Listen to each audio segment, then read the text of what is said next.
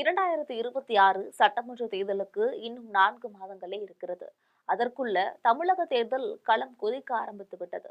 இதுல திமுக கூட்டணியில காங்கிரஸ் இருக்குமா அல்ல இல்லையா என்ற விவாதம் ஓடிக்கொண்டிருக்கிறது. அதை பற்றி தான் பார்க்க போகிறோம்.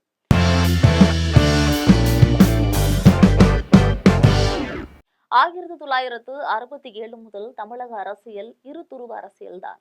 பெரும்பாலான அரசியல் கட்சிகள் ஒன்று திமுக தலைமையிலான கூட்டணியில் இருப்பார்கள், இல்லை என்றால் அதிமுக தலைமையிலான கூட்டணியில பயணிப்பாங்க.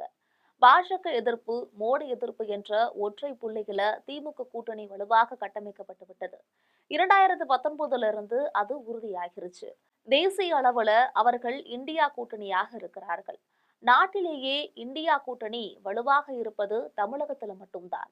அங்கு இந்தியா கூட்டணியில காங்கிரசும் இருக்கிறது, கம்யூனிஸ்டும் இருக்கிறது. ஆனால் கேரளாவிலோ மேற்கு வங்கத்திலோ இப்படி ஒன்றும் கிடையாது. கேரளாவுல காங்கிரசும் கம்யூனிஸ்டும் எதிரும் புதிருமாக இருக்கும். மேற்கு வங்கத்துல திரிணாமுல் காங்கிரசும் கம்யூனிஸ்டுகளும் எதிரெதிராக இருக்கும். தமிழகத்துல மட்டும்தான் அவர்கள் ஒற்றுமையாக இருக்கிறார்கள். தமிழகத்துல 2 பாராளுமன்ற தேர்தலிலும் 1 சட்டமன்ற தேர்தலிலும் இந்தியா கூட்டணி வெற்றி பெற்றிருக்கிறது. திமுக மீது மற்ற கட்சிகளுக்கு கருத்து வேறுபாடுகள் இருக்கின்றன. அப்படி இருந்தாலும் கொள்கை ரீதியாக அவர்களுக்குள் பல கருத்து வேறுபாடுகள் இருக்கிறது. ஆனால் மோடி எதிர்ப்பு என்ற ஒற்றை புள்ளியில இவர்கள் அனைவரும் இணைகிறார்கள். அதனால அவர்கள் வலுவாக இருக்கிறார்கள். மற்ற கட்சிகளுக்கு வேடந்தாங்கல் போல அதிமுகவும் திமுகவும் இருந்து கொண்டிருந்த சூழல்ல விஜய் வந்தவுடன் கூட்டணிக்கு தயாராக இருப்பதாக சொன்னாரு. அத்துடன் அதிகாரத்துல பங்கும் அப்படின்னும் பேசினாரு. அதற்கு முன்பு அதிகாரத்துல பங்கு என்று விடுதலை சிறுத்தைகள் கட்சி மூலமாக தொடங்கி வைக்கப்பட்டது. இந்த முழக்கத்தை தாவேக, பாமக போன்ற கட்சிகளும் பேச தொடங்கிட்டாங்க. ஆனால் அதிகாரத்துல பங்கு என்பதை இரு திராவிட கட்சிகளும் கொள்கை ரீதியில ஏற்றுக்கொள்ளவில்லை.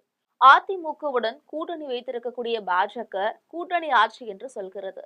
ஆனால் அதிமுகவின் முக்கிய நிர்வாகியான தம்பிதுரை கூட்டணி ஆட்சி கிடையாது அப்படின்னு சொல்றாரு. அதனால அதிகாரத்துல பங்கு என்று சொல்லி விஜய் விரித்த வலை சிறிய கட்சிகளுக்கு ஒரு வாய்ப்பாக இருக்கலாம். பாஜகவோட மட்டுமில்ல, பாஜகவுடன் கூட்டணி வைத்திருக்கக்கூடிய எந்த கட்சியோடும் கூட்டணி கிடையாது அப்படின்னு தாவேக்கவுல சொல்கிறாங்க.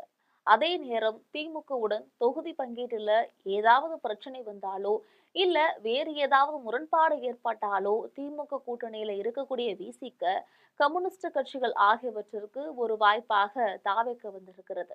கடைசி நேரத்துல கூட்டணியில் ஒரு சிக்கல் வந்தால் போவதற்கு ஓர் இடமாக தாவேக்க இருக்கிறது. இந்த சூழல்ல பாஜக அதிமுக கூட்டணியால திமுகவை வெல்ல முடியாது அப்படின்னு அதிமுகவினர் நினைக்கிறார்கள். திமுக எதிர்ப்பு வாக்குகளை தாவேக்க பிரிச்சிருச்சுன்னா அதிமுகவால வெற்றி பெற முடியாது. விஜய் ஒரு செல்வாக்குமிக்க நடிகராக இருக்கிறாரு. ஆனால் அவரிடம் கட்சி கட்டுமானம் சரியாக இல்லை. ஆனால் அதிமுகவிடம் கட்டுமானம் இருக்கிறது. அதே நேரம் பழனிசாமி செல்வாக்குமிக்க தலைவர் இல்லை. ஆகவே தாவேக்கவுடன் கூட்டணி சேர்ந்தால் வேறு சில கட்சிகள் நம்முடன் வர வாய்ப்பு இருக்கிறது அப்படின்னு அதிமுக நினைக்கிறது.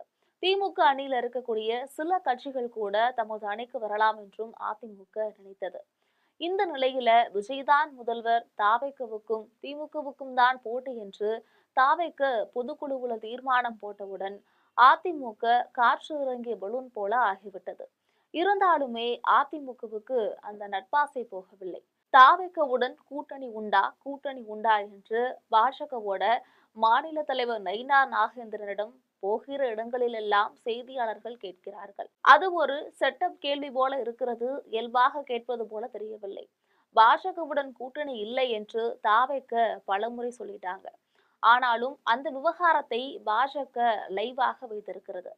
விஜய் கதவை மூடிவிட்டாலும் அதை கண்டு கொள்ளாமல் விஜயும் எப்படியும் தங்களோட வந்து விடுவார் அப்படின்னு பாஜகவினர் நினைக்கிறாங்க.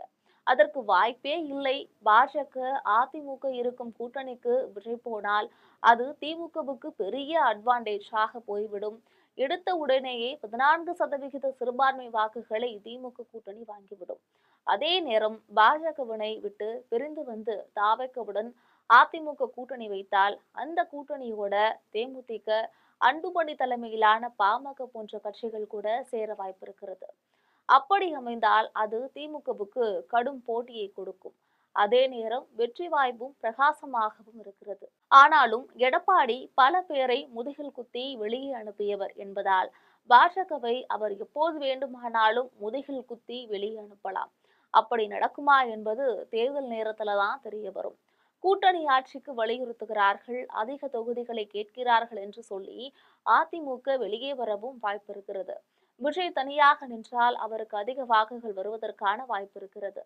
காங்கிரஸை பொறுத்தளவுல 2014 திமுகவுடன் அது கூட்டணியில இல்ல. 2013 காங்கிரஸ் கூட்டணியை விட்டு வெளியே வந்த திமுக கூடா நட்பு கேடாய் முடியும் என்று சொன்னது. 2014 தனித்தனியாக போட்டியிட்டார்கள். கடுமையான தோல்விகளை சந்தித்தார்கள். 2016 கூட்டணி சேர்ந்தார்கள். 41 இடங்களை வாங்கியதுல 8 இடங்கள்ல தான் வெற்றி பெற்றார்கள். மக்கள் நல கூட்டணி வாக்குகளை பிரித்ததால் ஜெயலலிதா வெற்றி பெற்றாங்க. 2019 இருந்து இரு கட்சிகளும் வெற்றியையே பெற்று வருகின்றன. சராசரியாக 5% வாக்குகளை காங்கிரஸ் கையில் வைத்திருக்கிறது. அதே நேரம் காங்கிரஸ் இருக்கக்கூடிய கூட்டணிக்குத்தான் சிறுபான்மையினர் வாக்களிப்பார்கள். ஆகவே திமுக கூட்டணியில காங்கிரசுக்கு 5% வாக்குகள் தானே கிடைக்கிறது என்று சொல்வது சரியான அணுகுமுறையாக இருக்காது. கூட்டணியில காங்கிரஸ் இருக்கிறதுனால கிடைக்கும் பார்வை நல்ல பலன்களை கொடுக்கும். திமுக ஆட்சிக்கு கிடைக்கக்கூடிய கெட்ட பெயர் நமக்கும் வந்து சேருகிறதே என்ற கவலை காங்கிரஸ் கட்சியினருக்கு இருக்கிறது. மக்கள் பிரச்சனைகளை வலுவாக எடுத்து பேச முடியவில்லை. மேலும் நம்முடைய கோரிக்கைகளை அதிகாரிகள் கண்டுகொள்வதில்லை, நம்மை அலட்சியப்படுத்துகிறார்கள் என்ற வருத்தம் காங்கிரஸ்காரர்களுக்கு கூடவே இருக்கிறது. அது உண்மையும் கூட. அதனால தேர்தல் வரும்போது கூடுதல் இடங்களை கேட்கிறார்கள். உள்ளாட்சி தேர்தலின் போது காங்கிரஸ் திமுக மனம் நொந்து போகும் அளவுக்கு நடந்து கொண்டது. இப்போது தாவேக்கு கூட்டணிக்கு போனால் தங்களுக்கு சில பலன்கள் கிடைக்கும் என்று காங்கிரஸ் கட்சியினர் நினைக்கிறாங்க. உதாரணமாக காங்கிரஸ் சட்டமன்ற குழு தலைவராக இருக்கக்கூடிய ராஜேஷ்குமார் கன்னியாகுமரி மாவட்டத்தை சேர்ந்தவர். கன்னியாகுமரி மாவட்டத்துல கடற்கரையோரம் இருக்கக்கூடிய கிறிஸ்தவர்கள் தாவேக்குவுடன் காங்கிரஸ் சேர்ந்தால் காங்கிரசுக்கு அதிகமாக வாக்களிப்பார்கள் அப்படின்னு நினைக்கிறாங்க. அதனால கன்னியாகுமரி மாவட்டத்துல பல தொகுதிகள்ல எளிதாக வெற்றி பெறலாம் அப்படின்னு நினைக்கின்றனர். கேரளாவுல விஜய்க்கு செல்வாக்கு இருக்கிறது அப்படின்னு நினைக்கிறார்கள். தமிழகத்திலேயே விஜய்க்கு எவ்வளவு செல்வாக்கு இருக்கிறது என்பதை கணிக்க முடியாத போது கேரளாவுல எவ்வளவு செல்வாக்கு அவருக்கு இருக்கிறது என்பதை எப்படி தீர்மானிக்க முடியும்? காங்கிரஸில் எஸ் அழகிரி, ராஜேஷ்குமார் உள்ளிட்ட சில காங்கிரஸ்காரர்களுக்கு திமுக மீது ஏதோ கோபம் இருக்கிறது. அதிலிருந்து அவர்கள் தாவேக்குவுக்கு சாய பார்க்கிறார்கள். காங்கிரஸ்காரர்களை பொறுத்தளவுல அவர்கள் முதல்ல தங்களுடைய கட்சியை வளர்க்க வேண்டும், மக்கள் பிரச்சனைகளை கையில் எடுத்து போராட்டங்களை நடத்த வேண்டும். ஆனால் அதை அவர்கள் செய்வதில்லை. தங்களை வலுப்படுத்திக் கொள்ளாமல் திமுக தங்களை அலட்சியப்படுத்துகிறது அப்படின்னு சொல்றாங்க. நாங்கள் வளமாக இருக்கிறோம் என்ற நிலைக்கு வந்தால் கூட்டணிக்கு தலைமை தாங்கும் கட்சி நீங்கள் விரும்புவதை போல உங்களை நடத்தும். அதே நேரம் ஸ்டாலினுக்கும் ராகுல் இடையில் தனிப்பட்ட முறையில நல்ல உறவு இருக்கிறது. ஆகவே 2026 சட்டமன்ற தேர்தலில் திமுக கூட்டணியை விட்டு காங்கிரஸ் போகாது. 2026 விஜயின் பலம் என்னவென்று தெரிந்துதான் அடுத்த கட்ட முடிவுகளை காங்கிரஸ் எடுக்கும். அதுவரை இருப்பதை விட்டுவிட்டு பறப்பதற்கு நினைக்க மாட்டார்கள். அதனாலதான் திமுக கூட்டணியில நாங்கள் உறுதியாக இருக்கிறோம் என்று காங்கிரஸோட மாநில தலைவர் செல்வ பெருந்தகை இப்போது தெரிவித்திருக்கிறார். சென்னையில் நடைபெற்ற ஒரு புத்தக வெளியீட்டு விழாவில் துணை முதல்வர் உதயநிதி ஸ்டாலின் பங்கேற்றார். அதுல அவர் பேசிய போது, இந்த நிகழ்ச்சிக்கான அழைப்பிதழ்ல என்னுடைய பெயர், அமைச்சர் அன்பில் மகேஷ் பெயர், காங்கிரஸ் தலைவர் செல்வ பெருந்தகை பெயர்கள் இருந்தன. அண்ணன் செல்வ பெருந்தகை நிகழ்ச்சிக்கு சீக்கிரமே வந்துவிட்டார். நான் தாமதமாக வந்தேன். நான் வருவதற்கு முன்பே அவசர அழைப்பு வந்ததால வருகிறேன் அப்படின்னு சொல்லிவிட்டு அண்ணன் செல்வ பெருந்தகை சென்று விட்டார். ஒவ்வொருவராக பேச தொடங்கிய நிலையில அவர் வரல. அவர் வருவாரா இல்லை மாட்டாரா என்ற சந்தேகத்திலேயே எல்லோரும் இருந்தார்கள். பத்திரிகையாளர்களும் உதயநிதி ஆப்சன், செல்வ பெருந்தகை ஆப்சன் என தலைப்பெல்லாம் வைத்து விட்டார்கள். ஆனால் அண்ணன் செல்வ பெருந்தகையும் அவரோட இயக்கமும் சரியான நேரத்துக்கு சரியான இடத்துக்கு வந்து விட்டார்கள். சென்றால் தானே வர முடியும் அப்படின்னு சொல்லியிருக்காரு. அப்போது இன்னும் சில மணி நேரத்துல திமுகவோட கூட்டணி பேச்சுவார்த்தை ஒரு குழு அமைக்கப்படும் அப்படின்னு செல்வ பெருந்தகை கூறினாரு. பிறகு அதன்படி அந்த குழுவும் அறிவிக்கப்பட்டுச்சு. இந்த முறை திமுக கூட்டணியில காங்கிரஸ் இருக்கிறது என்பதை உறுதி செய்திருக்கிறார்கள். அதுதான் சரியான முடிவு. அதிகாரத்தில் பங்கு, அதிக இடங்கள் கிடைக்கும் அப்படின்னு தாவேக்குவுடன் போய் சேர்ந்தால் அதனால் என்ன பயன்? திமுக கூட்டணியில 25 இடங்கள்ல போட்டியிட்டு 18 இடங்கள்ல வெற்றி பெறுவதற்கும், தாவேக கூட்டணியில 50 இடங்கள்ல போட்டியிட்டு 5 இடங்கள்ல வெற்றி பெறுவதற்கும் எவ்வளவு வித்தியாசம் இருக்கிறது? ஆகவே இந்த முறை காங்கிரஸ் கட்சி அப்படி ஒரு விஷப்புரட்சிக்கு தயாராக இல்லை. திமுக கூட்டணியில காங்கிரஸ் தொடரவே வாய்ப்பு இருக்கிறது. இப்போது இதுதான் நிலைமை.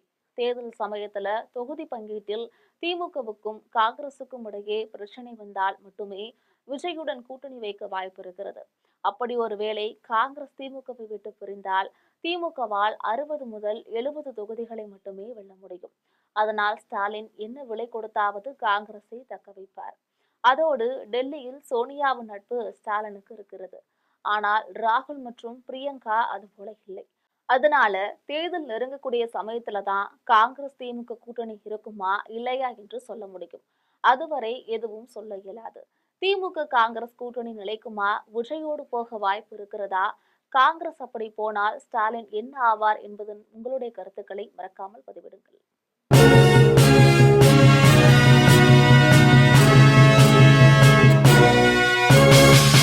உடனுக்குடன் அப்டேட் தெரிந்து கொள்ள ஜெம் டிவி தமிழ் ஆப்பை இன்ஸ்டால் செய்யவும்.